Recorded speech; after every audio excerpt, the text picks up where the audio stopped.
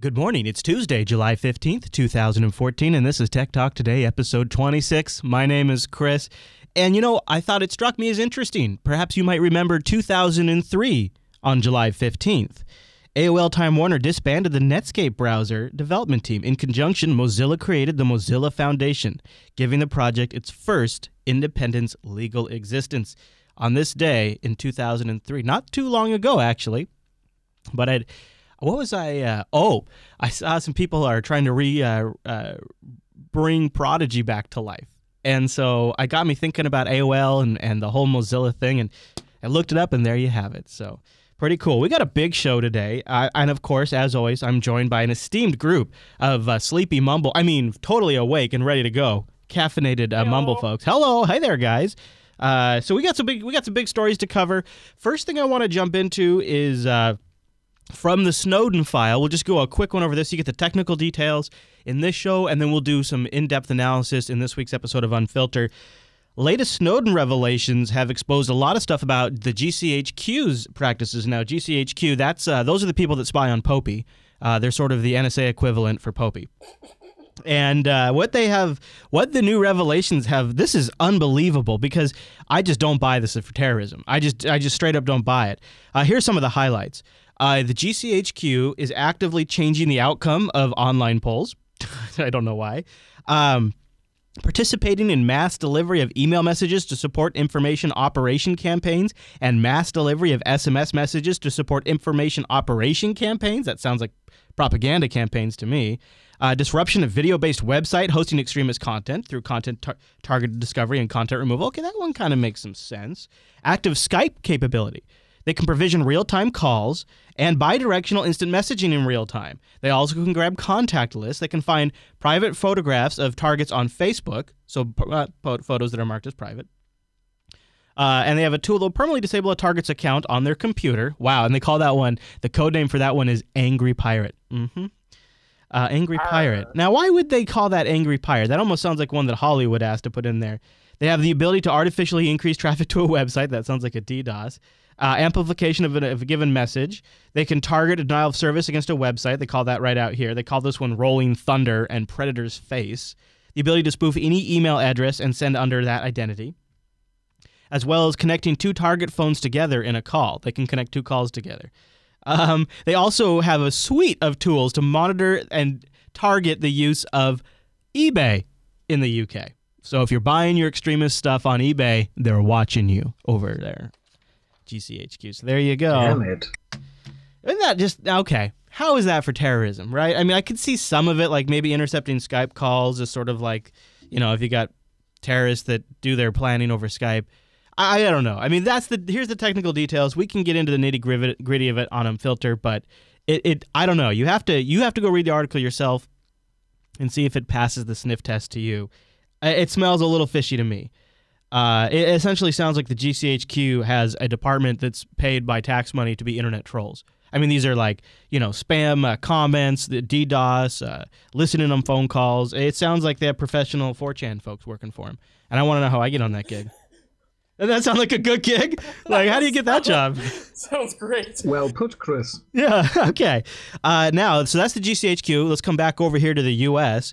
There's a story that we told you about a little while ago that Microsoft's been caught right in the middle of. And here's the outcome so far.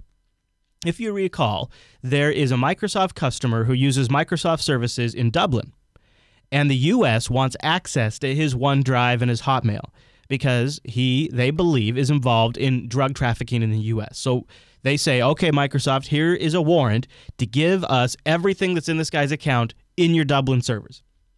And Microsoft says, now, wait a minute. Your U.S. warrant doesn't apply in Dublin. And the U.S. came back and said, oh, yes, it does. Not only does our warrant apply because you, Microsoft, are a U.S. company, but because the Fourth Amendment doesn't apply to items stored online. The Fourth Amendment doesn't apply to items stored online, according to the U.S. government. And so for that reason alone, Microsoft can turn it over. This is a massive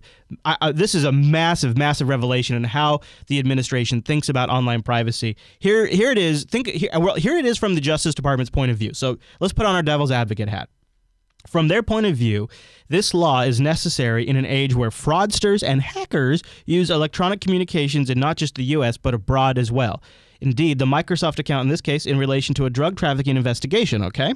However, Microsoft believes there are wide-ranging implications for such a statement, and they're not the only company that thinks so. So the U.S. says, well, look, in the age of I can be anywhere in the world and get an account anywhere in the world, we have to go beyond the limits of borders. They don't apply anymore, is what the U.S. government says, because we got to stop those drugs. We've got to stop those drugs. Just in case they're across borders, we got to stop those drugs. It's really important.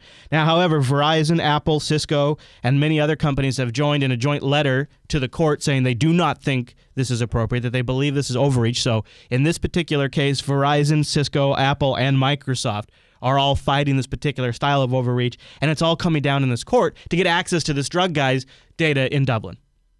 And it's all happening right now. And it could fundamentally alter the way the legal system views the way we store data online. And I have to tell you, when I heard about this, I started thinking to myself, okay, maybe I need to really, really seriously consider getting out of Google Drive and getting off of Dropbox, because that is a scary precedent. Maybe not today, but it could be years down the road once we've really integrated all these services into our life. Pretty spooky stuff, and it's all for drug trafficking. The Supreme Court. You think so? I think so, because it gets down to one of those things again where is a corporation an individual and therefore protected by the Bill of Rights or whatnot.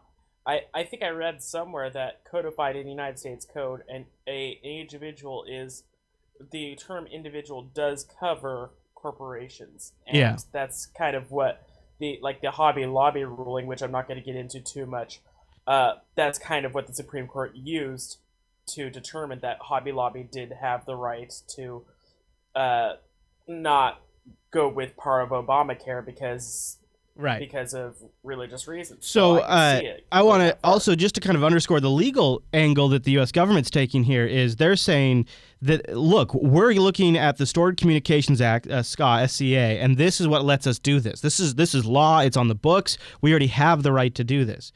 So that's there, and they're saying that they specifically have stated, this is the Justice Department has specifically stated that the protections to physical materials do not apply to digital content. That is massive. It's almost shocking to me this is not being reported on in more places but there's a few places that are, and we are here too. But we'll probably see how this goes. But yeah, I agree, Eric, and I'll continue to watch it because I think this ruling could have large, long-term ramifications. A couple more Microsoft things, actually. We'll stay on the Microsoft thread. This is kind of a Microsoft week because they have a big conference going on right now, their Vision Conference, where they bring in a lot of their big worldwide partners. And they talk about a lot of things, sort of lay out the path for everyone who makes money off the Microsoft ecosystem for the next year. And COO, that's the Chief Operating Officer, Kevin Turner, he's a bigwig over at Microsoft. He was highlighting that Microsoft is all in on a few items. Cloud storage, obviously. He said Microsoft doesn't think of themselves as having a 90% market share anymore. Microsoft thinks of themselves as having a 14% device share. That's a pretty different way of thinking about their situation, and one that I think is extremely practical too. But it's also a very optimistic way. Yeah, go ahead. If you're going to go down that road, Mark Shuttleworth's bug number 1 is definitely legit and being closed. Well, yeah, I suppose so, yeah. I guess so, yeah, that's right. They did close that, which was top on Microsoft. So they talked about one of the ways they're going to up this is they're going to take Chromebooks on coming up this holiday season. Microsoft is definitely feeling the pinch from Chromebooks. They admitted to that at the conference. And they said that they're going to really double down. HP is working with them. They're going to release a $199, that's U.S., laptop running Windows for the holiday. They're calling these things the Stream Edition, a Stream device, but they haven't gone into details what that means. They'll also have a higher-end Stream device for $249 U.S., and one from Acer and Toshiba as well. Acer's low-cost unit will ship with a 15.6-inch screen and a 2.16 Intel Celeron processor. Toshiba will have 11.6-inch display. They're also going to have an HP 7 and 8-inch versions of the new Stream PCs for $99 running Windows this holiday season. They say, and this is a direct quote, "We're going to participate at the low end." Okay. Netbook 2.0. Yes, exactly. And last but not least, following up on a story we covered yesterday, rumors are now beginning to swirl. Not only is Microsoft going to have job cuts, which is what I was postulating yesterday, they might have job cuts as soon as this week. That's according to Bloomberg. This is Dinah Bass over at Dinah Bass over at Bloomberg writing about this. They say the reductions, which will be unveiled as soon as this week, will probably be in the areas such as Nokia and other divisions at Microsoft that overlap with that business, as well as marketing and engineering. This is according to two people who requested not to be identified because the plans aren't public yet. The restructuring may end up being the biggest in Microsoft history, toppling the 5,800 jobs that were cut in 2009, which was a massive blow to my local area. Two of the people also said that some details are still being worked out, so it might not be this week. But if it's more than 5,800, Eric, our Washington State is really going to feel that. Because when they did 5,800 and they did it over a period of like a year or two, the market got saturated for a while. It really made a difference. Not looking forward to that. That's a huge part of the Seattle area economy right there. Yeah. Yeah, not looking forward to that. All right, this is a fun one. Let's pick our spirits back up. This will be one of our last. We have a couple of more stories I just want to talk to you guys about, but this is the last one that's kind of like, hey, quick headline here. Home Depot begins selling MakerBot 3D printers. Home Depot became the latest retailer to offer 3D printers today when it began selling the MakerBots online and in 12 of its physical stores. They're selling 3 printer models and the scanner and the filament. 12 stores are located in California, Illinois, and New York. Imagine a world where you can 3D print replacement parts and use 3D printing as an integral part of design and building work.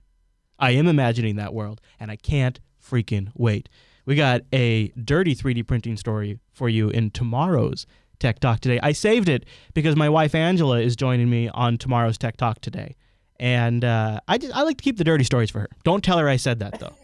It's going to be a surprise. It's going to be a surprise. Although I don't know if she's listening, but it's going to be a surprise. So don't say anything. But I have a great story that it relates to 3D printing for tomorrow's Tech Talk Today. And one last great one for Linux users. I wanted to give a shout out. This is a make good because I meant to do it in the Linux Action Show this Sunday. I'm a big lover of Crossover Office. I've used it for years, almost a decade, I think. I don't know. I maybe it's for as long as they've been around because Crossover Office. It was 13.2.0 that was just released, by the way. It was the final piece that allowed me to move over to Linux full-time in an all-Windows shop. I worked at a bank for a lot of years, all Windows everywhere. Outlook, Microsoft Doc, Windows file shares, etc., etc., etc. Visio, I could just go on and on. Everything Microsoft. And I didn't want to run Windows. I wanted to run Linux. And Crossover Office made that possible. Now, what Crossover does is 1 part convenience and 2 parts genius. So really, if you know what wine is, then you really might not require Crossover. But what Crossover has done has come up with a super intelligent management system to create containers and bottles for these environments and update them appropriately with installation scripts, and it knows where to go get all the dependency files. And in fact, they're making some big changes in their philosophy for the Linux version of Crossover Office. In the past, Crossover sought to have the smallest possible footprint by depending only on packages that were absolutely necessary for Crossover to run. Many times this meant for the Linux users, there were to be sometimes additional packages to install to get Windows applications running. But with Crossover 13.2.0, they've made a change where in Crossover Linux, the packages depend on many of the most common Windows applications that Windows applications require, which is what I would always do anyways when I was setting up my personal wine installation. So it makes a total, they'll go out and get like probably a lot of the fonts, some of the DLLs, the Internet Explorer runtime, potentially, things like that, I'm sure. Linux users can install 13.2.0 and Windows applications more easily than ever before. Both the Mac and Linux crossover includes the stability improvements they've been working on for a while. They've got more games that support now with performance enhancements with those games, especially games with advanced graphics. They've resolved some problems with Adobe Acrobat and some other like Latin character errors and registration errors, things like that. Great product. It essentially gives you a GUI to install your most needed Windows application on Linux within reason. So a semi-recent, like 2 or so back versions of Photoshop, No problem. Right, you want to run the full Photoshop suite. It has a wizard that will walk you through the installation of Photoshop on Linux. You need to install Office. It'll walk you through that. Internet Explorer. It's got a whole database of applications similar to things like Play on Linux, but this is professionally supported. Crossover has been around for like a decade. These guys contribute back to the Wine project, and they were the ones that helped me switch over to Linux full time. So I got a soft spot for them. Anyways, I'll have a link to that in the show notes if you want to check it out. I think they have like a 30-day trial too if you want to play with it. And then you can just upgrade. Last story of the day. Another DMC takedown sent to GitHub. This is something I've been tracking because I'm concerned that GitHub is going to turn into the YouTube of takedowns. This is something I battle constantly on YouTube. As a content creator on YouTube, it is a blight on Google. It feels like they just don't even care. It's so ridiculous. I have licenses from Ronald Jenkins. I've got emails from him. All these things. They constantly are pulling down our shows for different things. It's so frustrating. And now we're seeing that same thing begin to happen over at GitHub. And the latest time, this probably doesn't surprise you, popcorn time. So a DMCA takedown was issued to GitHub from the MPAA to GitHub saying, hey, pull down this project. This also happened, you're probably familiar recently with Qualcomm, I believe. They pulled down some code, ended up taking down a ton of projects. They had to apologize for it recently. So here we go. Is it becoming time to replace GitHub? Let me know your thoughts. Go over to jupiterbroadcasting.com, click the contact link. Is it time to replace GitHub? Or you can techtalktoday.reddit.com in the feedback thread. Another great spot. I check that a couple times a day.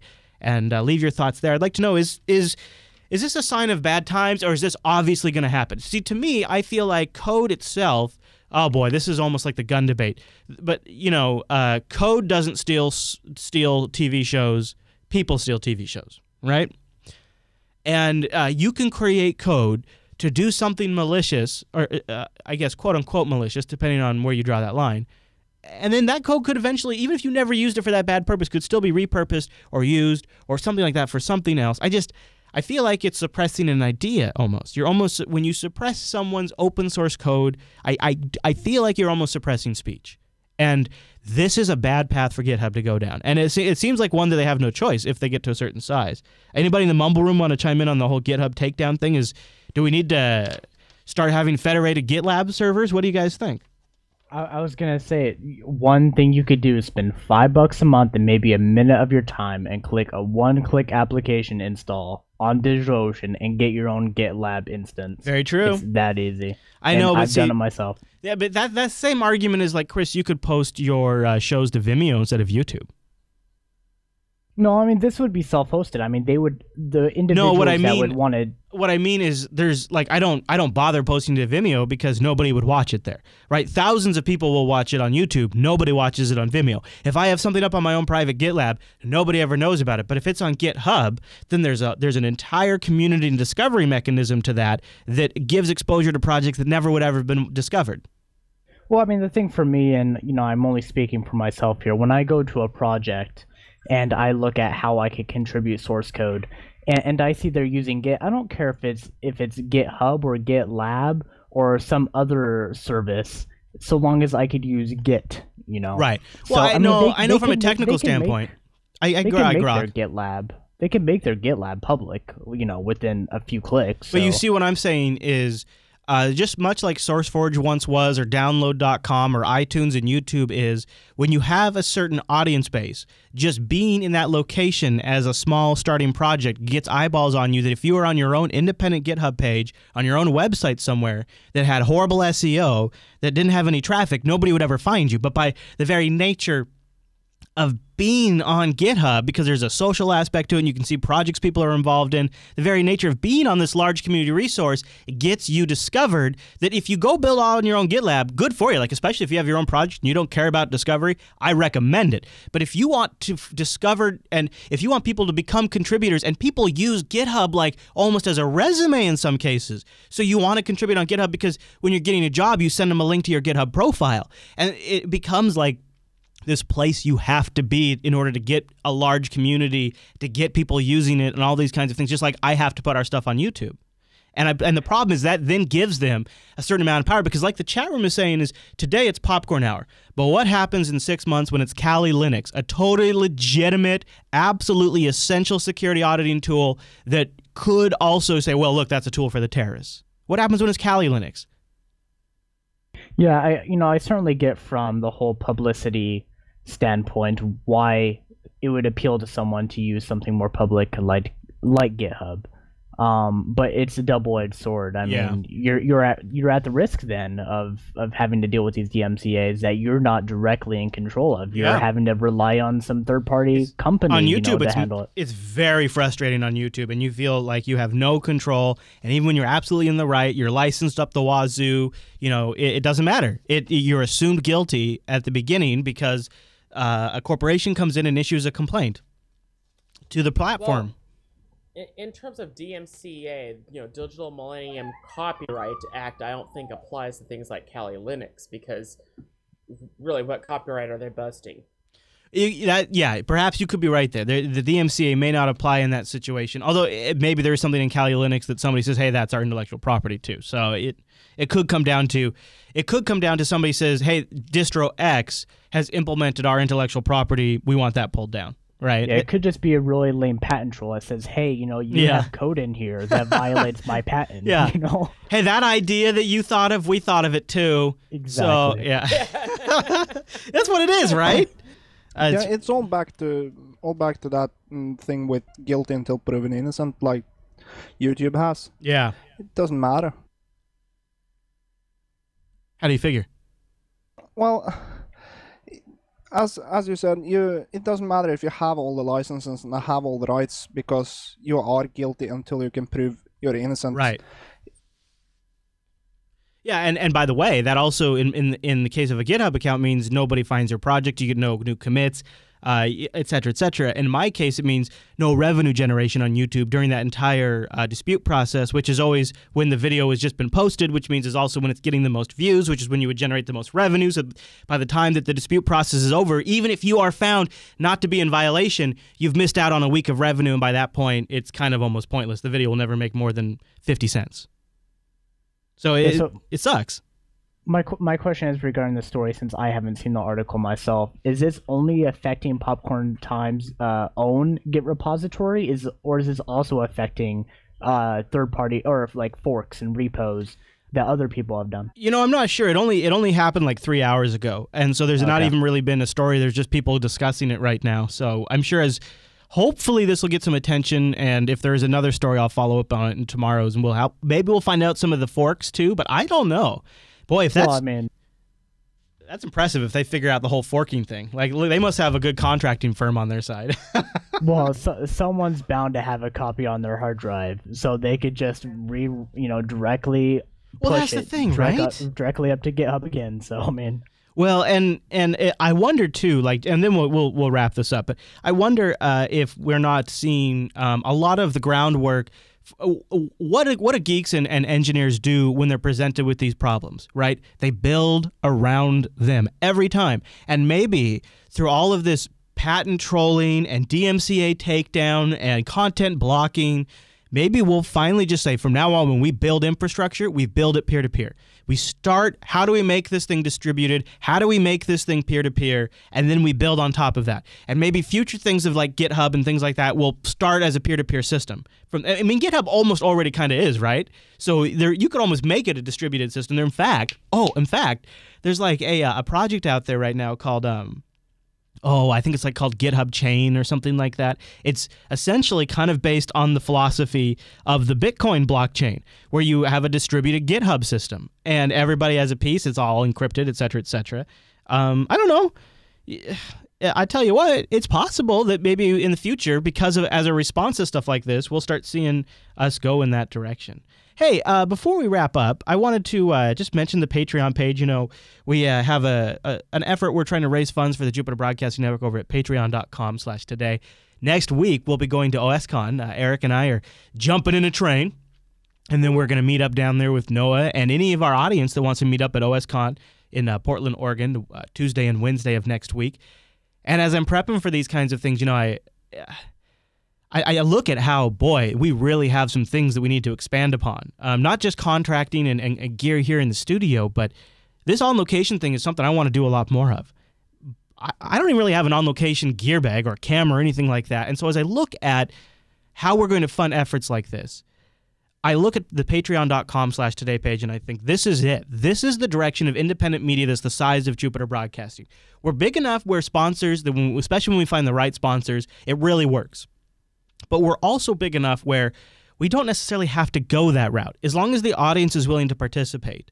And the audience wants to work with us and really sort of have a bit of ownership. And if you find value in the Jupiter Broadcasting shows, 1 or 2 shows, or if you have one show you absolutely love, or you listen to many shows, then you can pledge a certain dollar amount per month over at patreon.com/today. I have a recommended $3, but any amount you can afford, more or less. In fact, we have some recommended pledge levels down at the bottom with some swag slots still available for a limited time.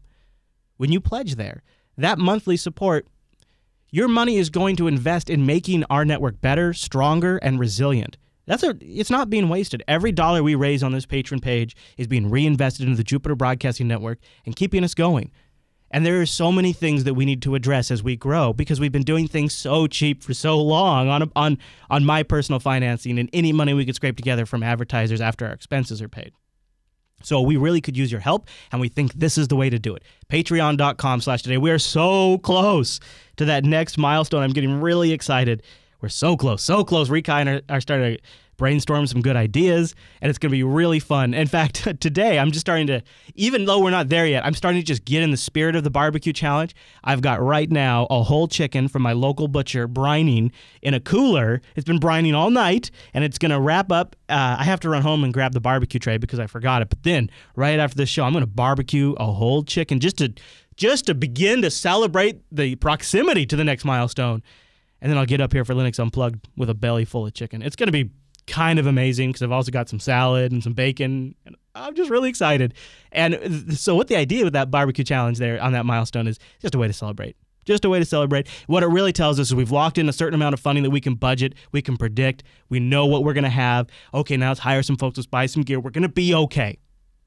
That's what that next milestone is. We're going to be okay at that next milestone.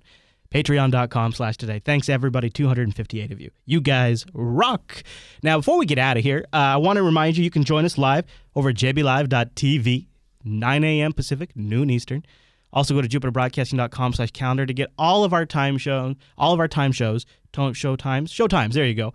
But here's the best part. This is the part I was thinking about. It converts it for you automatically. Oh, I know, right? It's magic. I think it uses JavaScript. Or magic, I'm not sure. jupiterbroadcasting.com/calendar. And did you know you could listen on the go? jblive.info. Pull that up on your smartphone. Amaze how it renders so beautifully on your browser. And then tap a link. We have an 128 kilobit stream and a lower bitrate stream that works really good if you have a low bandwidth situation going on. And techtalktoday.reddit.com is where you go to give us your feedback, submit stories, vote, comment on those, all that kind of stuff. techtalktoday.reddit.com. And you know, when I think about those DMCA takedowns, it gives me a bit of a sour stomach. And when you have a bit of a sour stomach, what you need is a little milk of magnesia. Magnesium? I don't know. Regularity. I suppose you know all about laxatives. Well, there are stimulants like the candy types, bulk types, lubricants like mineral oil. What do you think doctors recommend most often? Milk of magnesia. Doctors say it's thorough yet gentle. So when you suffer from irregularity, get Phillips milk of magnesia. Phillips is thorough and gentle. And Phillips is the kind of laxative doctors recommend most often. That makes sense.